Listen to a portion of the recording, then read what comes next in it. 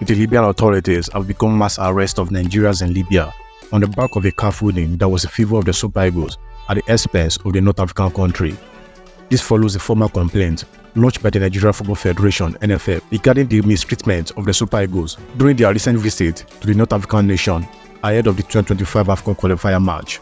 The Super Eagles of Nigeria faced significant challenges, including a redirected flight, over 18 hours of delays, and logistical issues during the trip for the return leg after a 1-0 victory in favor of Nigeria in Uyo, Akwa Ibom State. As a result, CAF cancelled the match, awarding 3 goals and 3 points to the Super Eagles.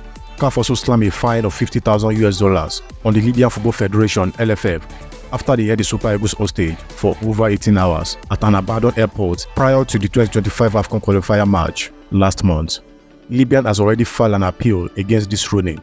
A local blog, Libya News Today 1, called on the government to apprehend undocumented Nigerian workers, proposing a $500 fine and appropriate taxation. Adenaike Emmanuel, a Nigerian living in Tripoli, confirmed to Sunday Punch that arrests had begun. She said, "They have already started. The news came out on Saturday and they were saying that they can't accept it and they were not the one that will pay the money. They have started proving this."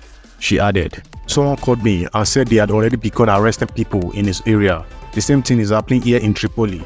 In some places, people were arrested on Sunday morning and afternoon. As I mentioned before, Libyans don't hide their feelings.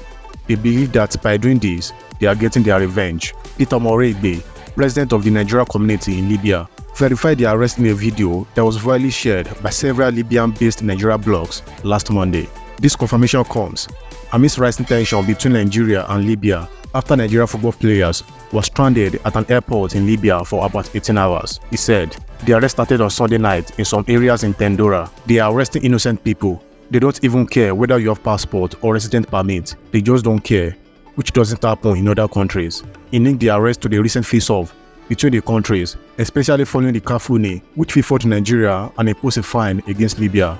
He said, "As a community leader, I received some videos showing that the arrest started last night in Tendora area. He said the Libyan police have started arresting Nigerians, whether they have passport or not. Some of us are already afraid, calling everywhere to ask what to do. Sometimes as a community leader, we are helpless. Even the Nigerian embassy's hands are sometimes tied, but international bodies need to intervene in this situation."